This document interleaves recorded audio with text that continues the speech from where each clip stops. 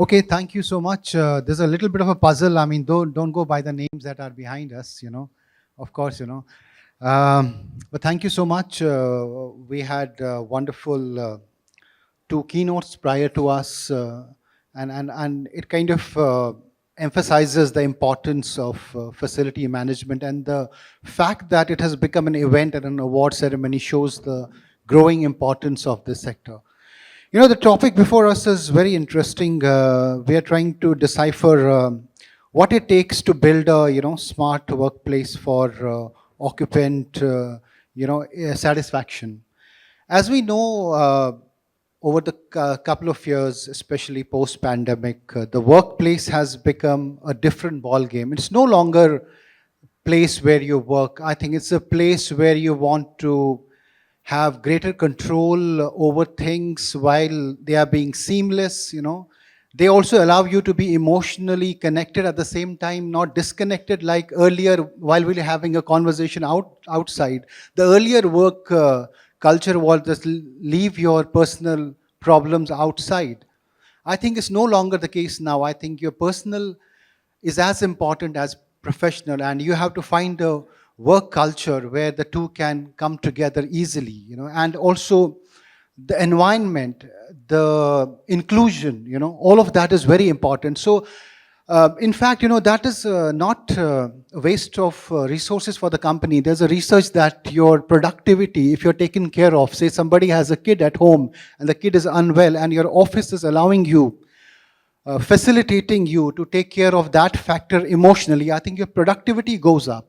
So office environment has a direct link to the kind of business impact it will have, and how do we build those spaces is the conversation that we're going to have.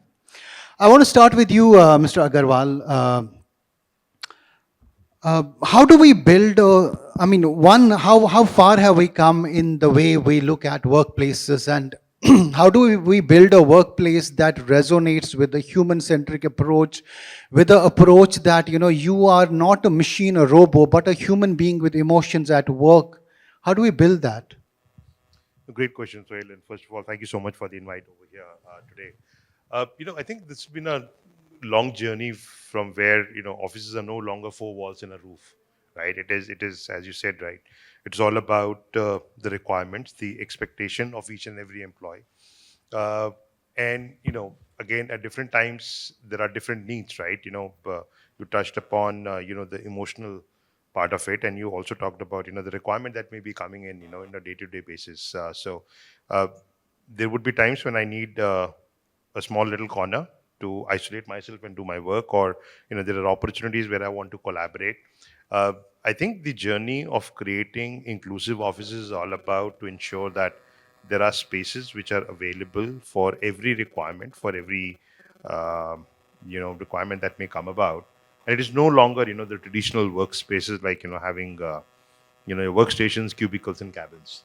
So I think that's what I would say. Right. I think it's no longer, as you mentioned, and in my opening remarks, I said it's no longer that. It's become a different place altogether. Mr. Mehta, what are the elements that one can look at to make a workplace a more thriving, livable space than what it used to be? So let me touch upon two things first. A smart workplace means what enables, and occupants are no longer the physical occupants, they are the users. So whether they are working remotely, hybrid, they are the users. And satisfaction is what makes them happy. So anything that is done there which enables people and makes them happy is actually a smart workplace. It's not just the technology It's just not part. a technology. Right. And as we heard our Mr. Batra also said that the human touch will increase with the increase in technologies. Technologies are only there to enable, but there is always a person behind the technology who will make the difference when the technology either is just not there for the person, because you can't put every human in the same parameter. They are all different. And the technology cannot be something which is unique for everybody. It is different for everybody. So that's what it is. It should be the technology that is used in the workplaces should be enabling people, not restricting them, should be able to be available to them on the go and not something which they have to struggle around to use. So those are, and there are a lot of examples that we do for technology, which is high-end technologies, which is fancy technologies, but those are not the things which touch people in making them and making the workplace more human. Right. So, of course, I think, so of course, technology is part of a smart workspace, but that's not all. It's beyond that. There are many other factors that make it smart. Captain Bajetha, you have startups are often kind of synonymous with very evolved work spaces. Uh, how do you, in a startup, ensure that the space gives maximum focus on the human-centric part? It connects you, has a seamless experience, helps you in productivity. What all factors do you look at, when you are trying to, work from your office spaces? Sure. Thank you for the question. I'll actually take a step back. Before I even, want to design my workplace, I actually would want to understand who my occupants are, right? Who are the occupants? Is the staff who come into the office. And I work for a new age tech company. I am less than 40 years of age, and I am one of the oldest staff of the company in age. So the average age of folks in my company is 25. And actually, so it's very, very important before we even design, before we even plan, is we understand the mind of the occupant and the staff. I'd actually want to, also to land this message and the change in the thought, I want to go back to the audience and ask a question to land my message. I mean, people sitting here in the audience, I would want to understand what money would you spend on a wristwatch? How much money would you spend to buy a wristwatch? Or would you have spent, just give me a number. A wristwatch? Anyone? Anybody here, how much money would you have spent to buy a lot of people are wristwatch? wearing 10,000, 15,000, perhaps even more?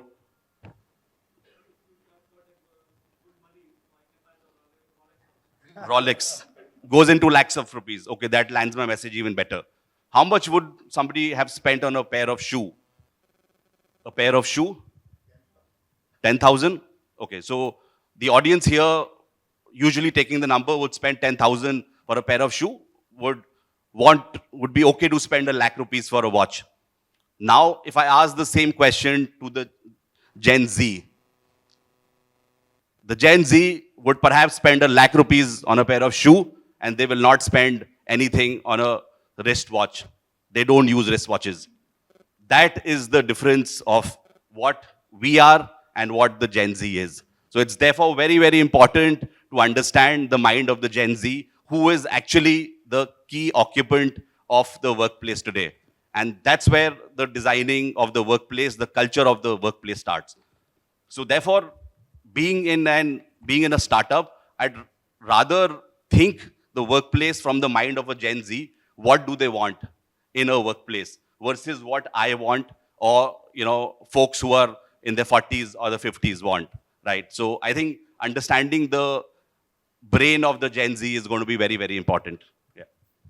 Of course, I think you raise a very important point, that contextual design, that who is the occupant, that is a critical part of designing a workspace. But, it also raises another question, which I want to come to you, Dr. Gupta, that, we cannot take Gen Z as the only metric of every design space, because in all conversations across, you have a lot of, everything is from Gen Z's point. What about the rest of the people in the world, So what I mean to say, when we look at, say, we have a workforce which has, of course, different age groups. How do we make it uniform and yet contextual?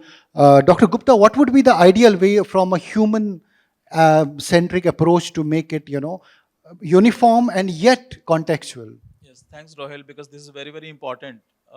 In this modern world, the metro cities where people have tons of information available, so it is important that the overall health, not just the physical health, but also the emotional aspect of the health is equally important. And when we talk about facility management, it is not just the technology as a tick in the box, but also the human touch which needs to be given.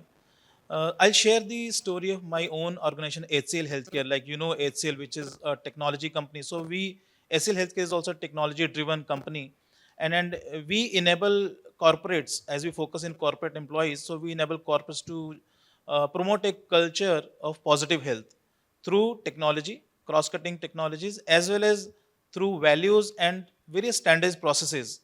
So, in case of a corporate employee, it is not just the employee, but his or her family also. As you have rightly said, if the employee's kid is not well, the person not able to come to the office, not able to work at the home. So, how we can enable, how we can provide an enabling environment to make that person feel good so that the absenteeism can be lowered, productivity can be improved, and the overall well-being of that employee and the family can be improved. So it is not just in terms of the ROI or the return on investment, it is actually a value of investment, the way we provide care. So in today's world, like in HCL Healthcare, we are totally paperless. We are using electronic medical records. All that data, all those records are totally confidential because this is something patient privacy. And how that data is to be churned in a way so that we are using the Power BI dashboards, AI, and then to get a gainful insight so that the decision makers or the employers can invest more in those areas where there's a need. And in today's world, like after COVID, everyone has understood the importance of maintaining a good health, where the lifestyle disorders, the chronic disease like diabetes, high blood pressure, cholesterol problem, all these things which people were not paying more attention, or sometimes if I fall sick, I go to a doctor, can avail services. But now these chronic diseases where the person has to go again and again to the doctor, go again and again to a dietitian, do those physical activities, have a good lifestyle, have a good sleep, all these things are to be subsumed under good programs which are very much possible only through a good mix of technology as well as that human touch, which earlier was less important, but after COVID, which has taught us a great lot, where the proper communication, behavioral change communication, and most importantly, social behavioral change communication has added value so that the overall health can be improved. I think one point you raised is that we don't look at it as an ROI, but a VOI, value of on investment. I think that's a very differentiated approach I think one has to take. Thank you, Dr. Gupta. Let me come to Mr. Agarwal.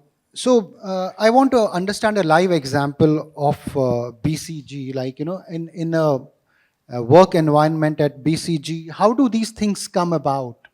You know, as the head of operations, if I may call it, you know, how do you ensure that all what we are talking is actually in practice live? How do you enable that? So, if I just take the BCG example, I think we spend more time interacting, as what Gaurav alluded to, talking to our people. It was an intensive exercise where we spoke to all our employees, understood, the requirements, and then, worked very extensively with the design firm to, convert that into a reality. So every employee's needs are taken into account? Absolutely. So there were various focus groups that, were conducted, and we ended up talking to about almost 80% of the organization, understanding what the requirements are, whether it is a requirement of having a, isolated space to having a live barista in the office or the requisite AVIT. We looked at that, and again, as you said, I think you touched upon a very, very important point, right? It is not about only Gen Z, right? It has to be a combination of, across the board, right? And, in terms of how inclusive you can become in, the facilities that you're creating. Have you taken care of the diversity factor? Have you created infrastructure to support that? And that is where, we spent months and then, culminated that into a reality. And in fact, we call our office, it's no longer an office, and we call it an unoffice, right? I think the terminology, because I think office itself has to change. I think if you're looking at, it's no longer the traditional office. I think the terminology has to change as well. So you call it unoffice for those reasons, right? Yes. Wonderful. I think more people may learn from this. I'm sure, it's a new budding culture. Mr. Mehta, being a technology expert, we often lay emphasis on that technology, inclusion of technology in a workspace makes it smart. One, how true is this, and how untrue is this? Yeah. So first of all, I changed the word facility management to workplace enablement. Because facility, as we define, is physical. Workplace is more about managing both the physical and the services aspect, including the human touch which the people have, including the health consciousness. So we also did what Rahul told just now, but we did not do it face to face. We had a survey which went across, and primarily we went across a survey which says, do you want to work in office, do you want to work from home, or you want to work in hybrid? And surprisingly, there was 30% division on all those things. So our workplaces had to be designed for all three aspects, which is people who work from home, how do we enable them to avail remote services, what technologies we use, I'll just come to that part. How do you enable technologies for people who come to offices? How do you make it simple and better for them? And how you make it easy for them to come to offices? And the third part is people who do not come to office at all, who just want to work from home. So touching from the first point of people who come to office, information on how to reach offices for at least the new joiners, we are actually experimenting a metaverse sort of an induction for people where they could interact with certain departments in AR sort of a format. So that's first part. The second is, as you come to office, do you have a seat? Can I book my seat? Which office do I go to? Which seat is available for me? How long can I book it? Am I calling clients? Do I have a meeting rooms available? What facilities are there? Everything is available on the go on the mobile for the people. So much so for, can I park my car? Is a place available? That's also enabled. We went one step ahead. We said you need to put in storage in the office. How can you book a storage space in the office for how long you need and all this? These are enablers. These are small things which make people's life easy when they come to office. People who do not come to office, how do I travel? What is it that is available to me? Do I need to go and approach my travel desk? No, nothing. Everything's on the go. Go into your mobile, 5 minutes, you have your tickets available to you, all taken care. These are small enablers which I say are not fancy technologies. These are enabling technologies which make life simple. We talk about AI coming into the office. Definitely, we are looking at what is called as even measurement of magnetic resonance and the impact of the electronic equipments. How does it affect the heartbeat of a person? So we're trying to do that experiment in terms of saying, measure the heartbeats, put in those devices which cancel out those things and say, does it make a difference? We're still not sure, but that's what we are trying to do.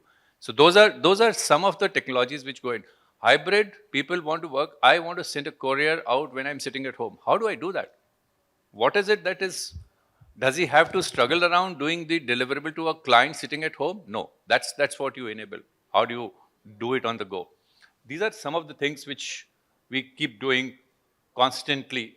And our values are care. So whether it is the medical or whether it is the emotional or whether it is facilitation on spot awards or whether it is a get-together of the employees, all those are taken care of. And though we are not as big as HCL, but we do have a medal and sort of tie-ups so that people can call an ambulance wherever they want to. There are specific spots in each offices for medical emergencies who can be touched upon and then they take care of those things. So those are some of these things which I do not call it technology, but I call it human-enabled technology is what I call it. AI will work back-end to say IoT-based housekeeping, IoT-based predictive engineering and all that. Indoor air quality measurement. Those are experienced which make people feel better when they are there. But they don't touch the person there. Right. So that's what we focus on more.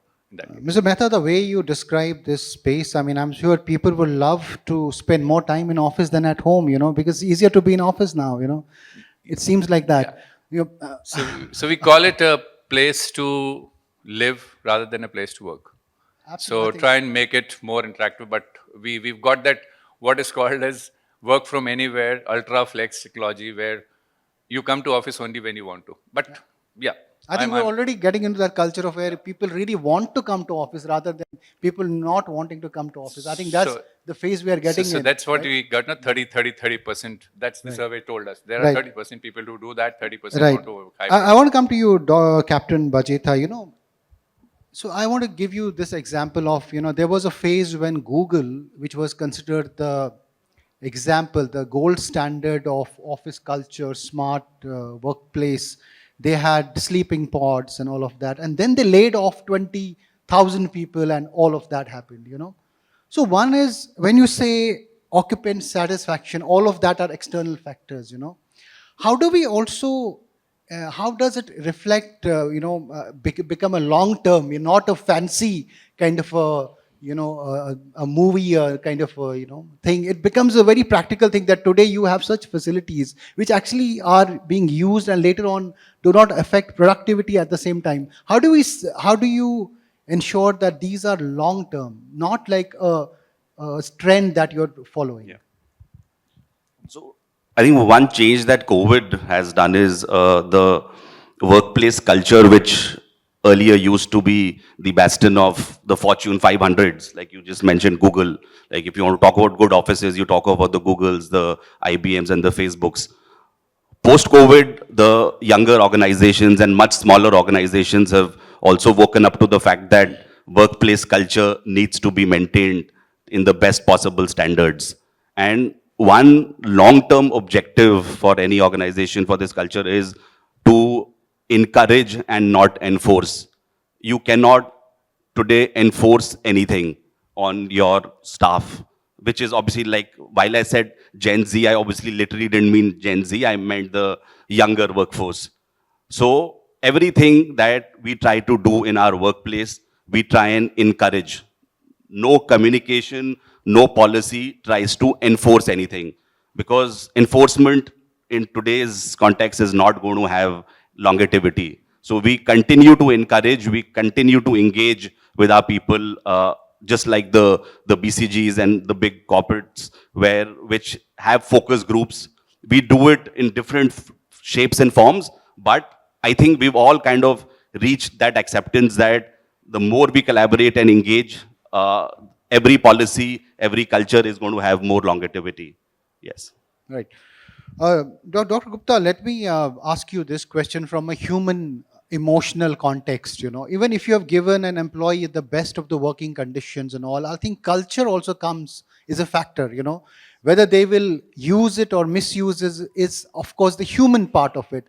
How do you take care of the human part? Now we have provided everything in front of them to do their best and all, but the human element, how do we take active charge of the human element and make sure that it is in tune with the smart workspace? Yes, that's very important. And then again use the time of this COVID. I'll share one experience of ourselves. Like a person who is hailing from a remote village in southern India, uh, and then around 25-year-old girl who is working in IT company here in Delhi NCR, and suddenly after COVID, uh, she was left with no money and no source of food, and it was lockdown. And she was obviously in a live-in relationship, and the guy has also ditched her. So she was feeling such low mentally that she was on the verge of committing suicide. In all such cases where the people suggest that there is some suicide ideation, 50% cases actually commit suicide if the timely support is not given. So we need to, as I said, not just the physical health, but also the mental and social health. And then to support such guys, and in our system, we have our psychologists who are trained how to handle such situations. So in the late evening, in the middle of night, also one psychologist was in dialogue with her, and then we arranged an ambulance. And then you talked about Medicines, who is also the ambulance partner with us. And then we did those paperwork, counseled the lady, and then ultimately we shifted her to her home. The psychologists were constantly in touch with her because in all such cases it takes time, around 6 weeks time, when the person recovers. And after that, that employee or that lady thanked our psychologist that yes, you saved my life, because in that situation otherwise I would have committed suicide.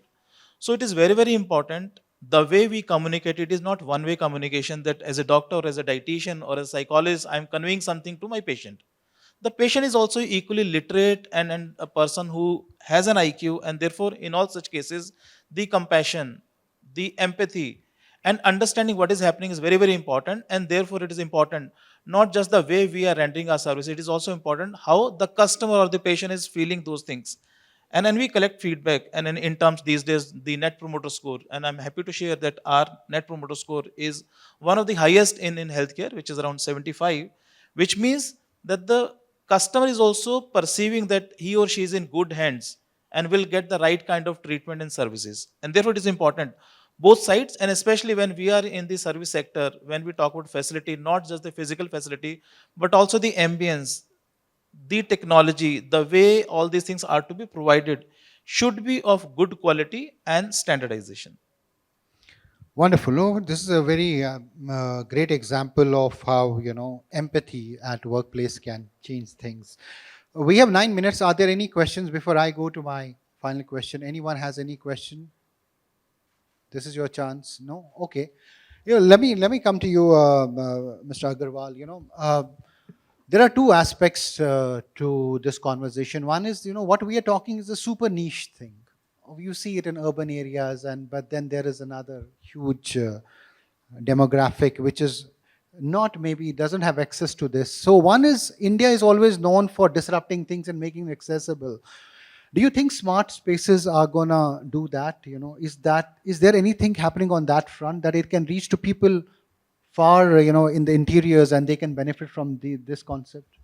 I think it's very, very contextual in terms of what your requirements are. And I think there's always an element, a commercial element to it in terms of whether you have the ability and the focus to create something like that. While most of the people sitting in this room and are and organizations are into CSR, but I think smart concept is definitely there to stay. I think it is also moving in terms of how aspirational people have become today, and with the help of technology. So it is growing, but it is it's my opinion, personal opinion, that it is more limited to the metros than getting into tier 2 and tier 3. Right. Mr. Mehta, what is the future of smart workplace, and how do we make it beyond the metro scene, what it is right now? So I think we are blessed. We are in places where these are available to us on the go. What we are trying to do is wherever we have offices or people working out of the tier 2 towns and all, the enablement of the services is there for them. So whether the cost is a little higher or what there, but these people are equally connected. And what I meant earlier was that getting them together sometime in the metros is what makes a lot of difference for them. But I do have a little difference of opinion where, say, smart workplaces in big towns versus smart workplaces in small towns is always going to be different. You cannot have what is available in the metro cities out there in, not in terms of, I think I also heard one of our speakers say about what is the need of those people there, so you understand the requirements and then enable them accordingly, rather than just pushing everything which they find it difficult to and more restrictive than enabling them. So more of it has to be understanding requirements and enabling the people who are using it. I would not call it occupants, I would call it the users, because occupants are physical occupants, users are anywhere that you can do that. That's what it is going to be. It's not going to stay with that. Yeah. So I last time we were there and somebody said, you have a sanitizer fan running in the room and it is disinfected the entire room. That doesn't happen. You walk out of the room, you're back into the same thing. So somewhere we have to draw a fine line or a clear line between what technology do you use, how much is it useful, or is it just a fancy thing that is being talked about and being implemented? Right. One is to design it. I mean, of course, you cannot have your vision of the design. You have to listen to the what you call. I don't call them occupants, but what you call the users, right? It has to be in that context, and it has the tech has to be of use. That's what you're saying. Okay. Uh, Captain Bajetha, what are the bigger trends that will shape the future of workplace? I mean, in terms of facility, in terms of expectations, where do you see it going, and is it becoming more affordable? Will the costs rise? What is it going to be like? AI coming, all of that. See, cost is always going to be of prime importance. I can speak of the startup ecosystem. In the last 1 year, there has been significant pressure on profitability and costs. So therefore, the pressure of keeping the costs low is going to always remain, and it will continue. Right? Gone are the days where we could just splurge a lot of money into just designs and having the costliest of fit outs. We have to do more with less, for sure. The space is going to continue to evolve, from an office to a intelligent office to a sustainable office to a smart office now. Maybe 10 years down the line, the way Mr. Elon Musk is going, we will be comparing to offices in Mars, right? It will continue to evolve. So we will have to obviously keep pace with how things are evolving. We will have to keep pace with how the workforce is evolving, what the workforce requires in the office. For example, one of the key metrics that Urban Company tracks with its workplace experiences, do you have a best friend at your workplace? Like, perhaps 20 years back, nobody would care a damn about you having a best friend. You were not supposed to have friends at work, right? But today we are tracking this metrics that do you have a best friend at work? Because we believe if you have a best friend at work, if you have good friends at work, you will stay back in the organization, right? So therefore, that's how the thinking is evolving. So the policymakers, the leadership, the folks sitting out here have to obviously start evolving very, very quickly the way the workforce is evolving. Yeah. Yeah, so this question is for all of you. Looking at the cost optimization journey, which we have been talking about, what is that you're going to spend on workplace development on each dollar earned? Anyone? Yeah. Okay. Let's start with you, Dr. Gupta. The mic is in your Yes, hands. I would like to share our experience also. As I said, it is actually health cannot be counted in terms of money or dollars. So it is not an ROI, it's a value of investment. However, various studies have shown that if you invest $1 in the well-being of the employee and the family, whether in terms of education or health or through other amenities, then you get the benefit in terms of 5 to 10x because of improved productivity, lesser absenteeism, lesser attrition, and therefore all the companies should invest in the overall well-being, in whether you call it benefit box, like we use the word benefit box here, but any other employee engagement and EAP activities to take care of their employees' well-being in whatever way. And as Colonel said, first we need to see what are their felt needs in terms of health, in terms of education, in terms of other needs. Those needs should be fulfilled in a way that leads to a culture of positive health, positive mindset, and taking care of various psychosocial ramifications also at the workplace, because these are equally important. And therefore, many companies, like it is also part of the regulations where people spend money in CSR activities. Government is spending huge amount in terms of various national programs, and they are also focusing on various technologies. I have worked from the very grassroots, from the sub-center, primary health center to CSC, to district and national level also. And I'm very happy to see that the government is spending huge amount to ensure good technology. Like gone are the days, like before COVID, it was illegal even to take a consultation over phone and take the prescription through WhatsApp. But now, thanks to the telemedicine guideline, people provide these consultations, and these are available even in the remotest part of the country, because everyone has the accessibility of the mobile phone, and those services can be provided through such media and such providers.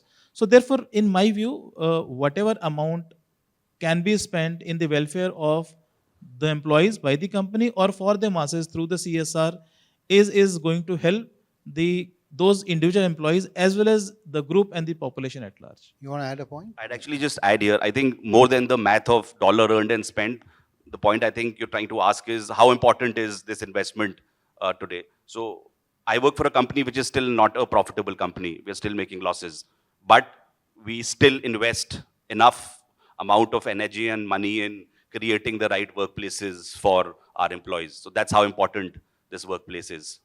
There's a faith, of course, it will deliver in the long run. But I think we're out of time. But you want to add something? Yes? Okay.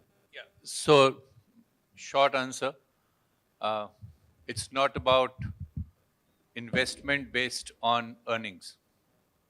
It is investment based for earnings. So that's the difference which is there, that you invest based on your projections, plans and all that, and you always make it more than what your business plan would be.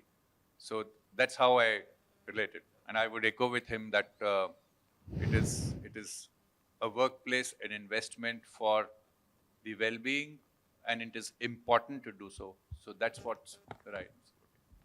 All right. Thank you so much, my fellow panelists, for sharing all the thoughts from, making it more contextual, to the right tech, to the emotional needs being addressed, and the faith, whether you are profitable or not, but keep giving them the best, because eventually it will come back to you.